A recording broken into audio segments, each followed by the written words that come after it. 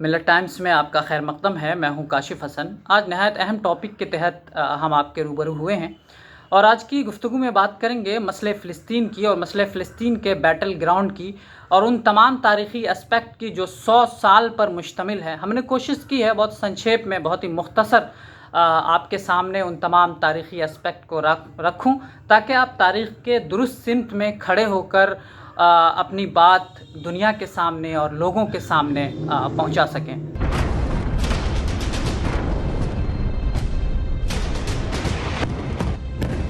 اس کی شروعات ہوتی ہے پہلے جنگ عظیم سے۔ اس وقت جو آپ کچھ دیکھ رہے ہیں صہیونی ریاست وہاں پر قائم ہے اور اس نے بہت ہی سازش کر کے اور جو کچھ اس کے تاریخی اسپیکٹ ہو سکتے ہیں، جیسا انہوں نے عربوں کے ساتھ کیا، جیسا انہوں نے اوٹومن امپائر کے ساتھ کیا، جیسا انہوں نے برطانیہ کے ساتھ کیا، ان تمام چیزوں کو میں نے یکجا کیا ہے اور کوشش کی ہے کہ بہت ہی وضاحت کے ساتھ، بہت ہی واضح انداز میں آپ کے سامنے رکھوں تاکہ آپ کو سمجھنے میں آسانی ہو۔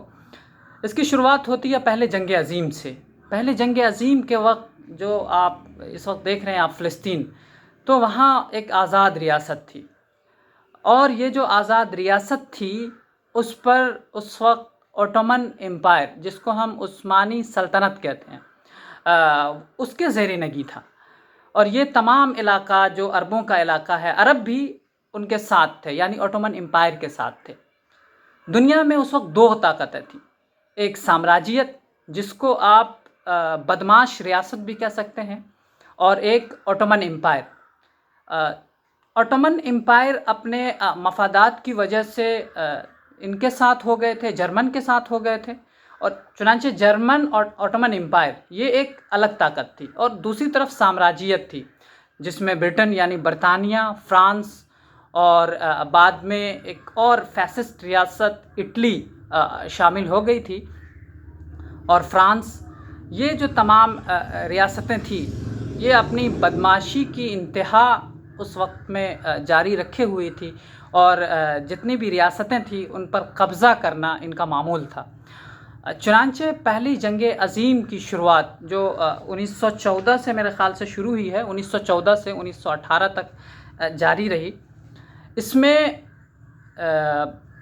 جو ریاستیں تھیں، جو استعماری طاقتیں تھیں، انہوں نے اوٹومن امپائر پر حملہ کر دیا، یعنی جو اوٹومن امپائر اور اس کے زیر نگیں اس وقت کی وہ تمام ریاستیں تھیں جو مڈل ایسٹ میں آتی تھیں۔ مڈل ایسٹ کا ویسٹرن اور ایسٹرن علاقہ، اس پر انہوں نے حملہ کر دیا، اور حملہ یوں ہی نہیں کیا، باضابطہ اس کی ایک پلاننگ تھی، اور حملہ کرنے سے پہلے ہی ایک خفیہ دستاویز فرانس اور برطانیہ کے درمیان ہوا، ایک معاہدہ ہوا۔ اس معاہدے کے تحت یہ کہا گیا کہ اگر ہم یہ بیٹل گراؤنڈ جیت لیتے ہیں تو فلاں فلاں فلاں سرزمین پر حق تمہارا ہوگا، یہ تمہارا ہوگا، اور ان جگہوں کے مالک ہم ہوں گے۔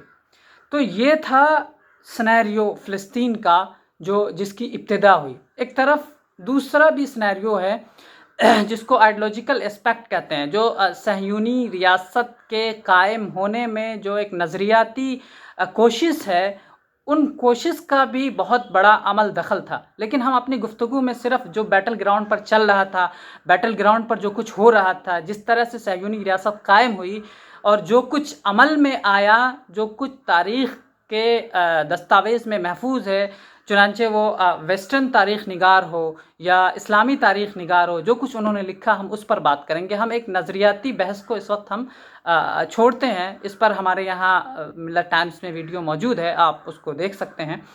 تو ہم گفتگو کر رہے ہیں کہ یہ جو تاریخی اسپیکٹ ہے جس سے اسرائیلی ریاست قائم ہوئی، اس کا پہلا جو بنیاد رکھا گیا وہ 1914 جو پہلے جنگ عظیم کا وقت ہے، یہ اس کی ابتدا تھی۔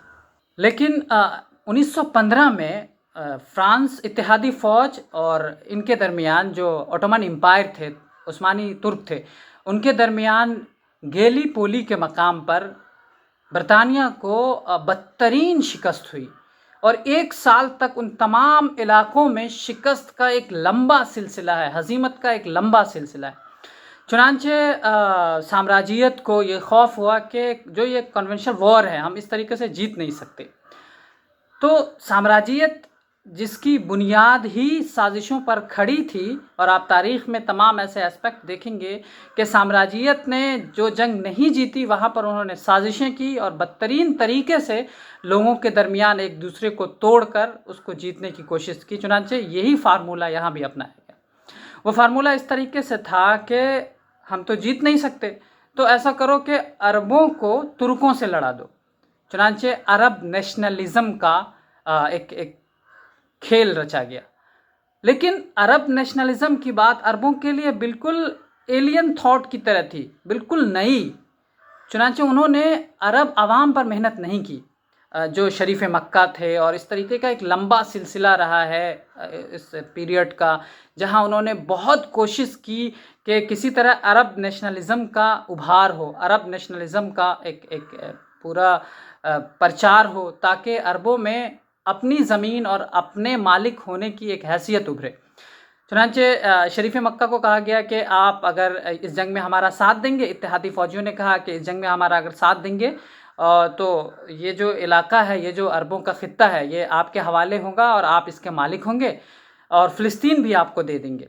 एक पैक्ट जो खुफिया पैक्ट है फ्रांस से हो चुका था, जो यरूशलेम का इलाका था, जहाँ पर उस वक्त से ही जो तमाम स्क्रिप्चर में मौजूद है बैतुल मुक़द्दस और यहूदियों का जो वॉल है, इसी तरीके से बैतलहम जो वहाँ मौजूद है यरूशलेम में, जहाँ ईसाई अपना अक़ीदा रखते हैं कि वहाँ ईसा मसीह पैदा हुए थे। ये तमाम चीज़ों के मद्देनज़र यरूशलेम एक अहम मकाम था, और फ्रांस को देने की बात इंग्लैंड ने की थी अगर हम ये ऑटोमन एम्पायर से जंग जीत जाते हैं। दूसरी तरफ शरीफ मक्का को भी ये उन्होंने वादा कर लिया कि अगर ये जंग जीत जाते हैं तो फ़िलिस्तीन आपका हो जाएगा।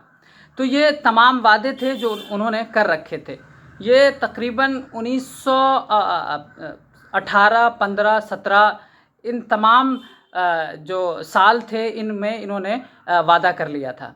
बाद में ऑटोमन एम्पायर को जब इन्होंने लड़ाया है ख़ुद अरबों के ख़िलाफ़, तो ये जंग जीत नहीं सकते थे। चुनांचे वो अरब उसकी तरफ से, इत्तेहादी फ़ौज की तरफ से लड़े, और ये ऑटोमन एम्पायर को हराने में कामयाब हो गए, और ऑटोमन जो साम्राज्य था उसकी तकसीम होने लगी, और फ्रांस और बरतानिया ने मिलकर वहाँ के जो इलाके थे, जो मिडिल ईस्ट का इलाका था, उसकी बंदरबांट की। उसके बाद ये 1920 के बाद जो एक डिक्लेरेशन हुआ, उसको बोलते हैं बिल्फोर डिक्लेरेशन। इसका मकसद ये था कि वहाँ सह्यूनी रियासत को बसाना है। ये 1917 के दरमियान हुआ था।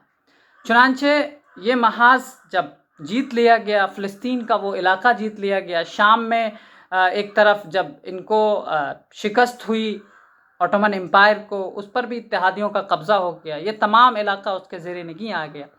तो बात रही यरूशलेम की, जो मुक़द्दस मकामात हैं उनकी।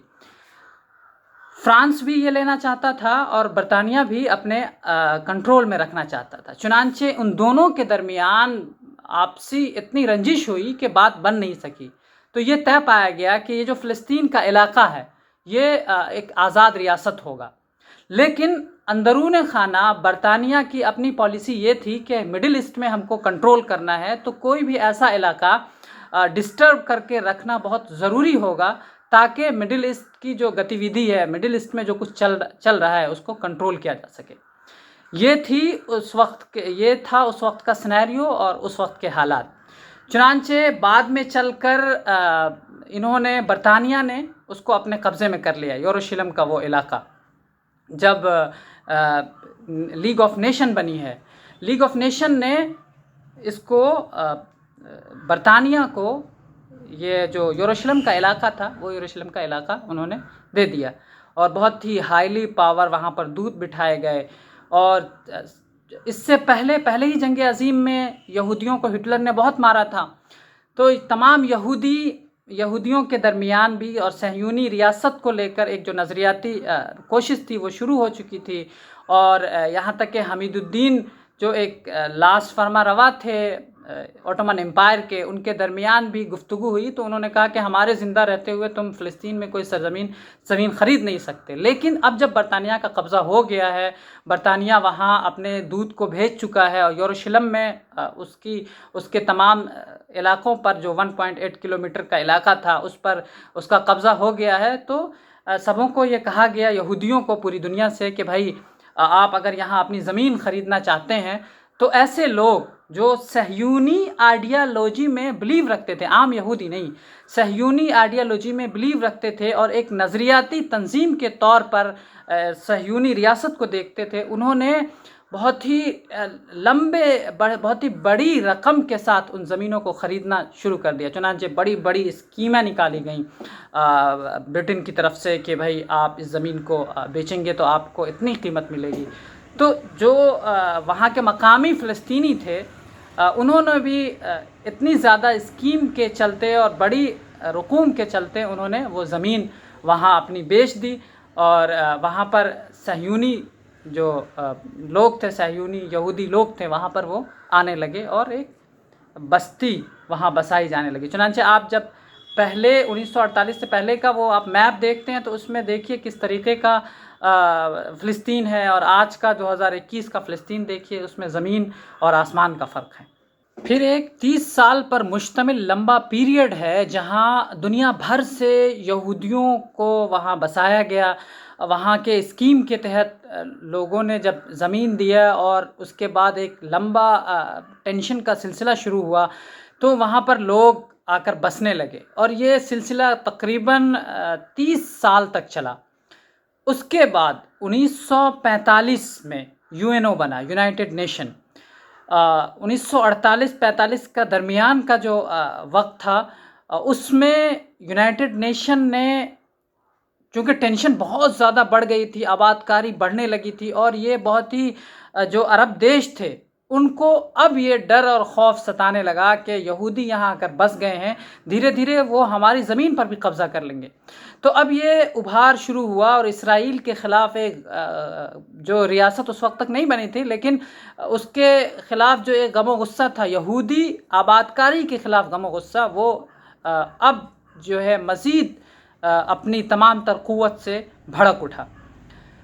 1945 میں UNO نے جب ٹینشن کافی بڑھا تو اس نے جو ہے ایک فیصلہ کیا، 44% جو فلسطین کی زمین تھی اسے یہودیوں کو دے دی، اور 55% زمین عربوں کو دی، اور یروشلم کا جو علاقہ تھا اس علاقے کو اپنے کنٹرول میں رکھا، یہ کہتے ہوئے کہ یہ علاقہ ہمارے کنٹرول میں رہے گا۔ جس طریقے سے کشمیر کو آپ دیکھ لیجئے کہ UNO یہ کہتا ہے کہ وہ ہمارے کنٹرول میں ہے، اور نہرو نے اس کو UNO کے تحت کر دیا تھا، اسی طریقے سے UNO نے اس کو اپنی نگرانی میں رکھا۔ یہ معاملہ تھا، لیکن جب UNO کی نگرانی وہاں پر آفیشیلی ہو گئی ہے، اس کے بعد تمام عرب ممالک آپس میں یکجا ہونے لگے، اور جو ریاست بن رہی تھی اس کے خلاف متحد ہونے لگے۔ چنانچہ پہلا وار جو کہ 1948 میں ہوا ہے، 6 دیشوں کے ساتھ اسرائیل پر حملہ کیا، لیکن اسرائیل کے استتو کا مسئلہ تھا، اسرائیل پوری طاقت سے لڑا، لیکن عرب جو تھے وہ یہ سمجھ رہے تھے کہ یہ نئی آباد کاری ہے اور نیا ملک جیسا کچھ ہے، تو اس کو ہم دبا لے جائیں گے، کچھ اوور کانفیڈنس بھی تھا، تو یہ جنگ وہ ہار گئے۔ اس کے بعد جتنی جنگیں ہوئی ہیں، خواہ وہ 1956 ہو، 1967 ہو، 1973 ہو، 1982 کی خون آشام جنگ ہو، ان تمام جنگوں کے بعد اسرائیل ہر ایک جنگ کے بعد مزید وہاں کی زمین کو انہوں نے قبضہ کرنا شروع کیا، اور قبضہ کرتے ہوئے آج یہ حالت ہے کہ جہاں پر UNO نے 55% کا بٹوارہ کیا تھا، عربوں کو دیا تھا، وہاں آج 11 اور 12% پر فلسطین اپنے ہی زمین میں غاصبانہ قبضہ اور یہودی استبداد کے ساتھ موجود ہے۔ وہ بھی اس حالت میں کہ نہ کوئی وہ اپنی ریاستی سرگرمی جو ایک ریاست کی ہوتی ہے کر سکتا ہے، نہ فوج رکھ سکتا ہے، اس پر ہزاروں ریسٹرکشن ہے، اور دنیا تماشا بنی کھلے عام اس درندگی کے ساتھ کھڑی ہے، جہاں یہ اسرائیل کہتا ہے کہ یہ ہماری ریاست ہے اور ہم کو یہ حق ہے کہ ہم اپنی ریاست کا پروٹیکشن اس کو دینے کے لیے بچوں کو بھی مار سکتے ہیں اور قتل عام کر سکتے ہیں. پناہ گزی کیمپوں پر اس سے پہلے نہایت ہی بدترین اور خوفناک حملہ اسرائیل کر چکا ہے.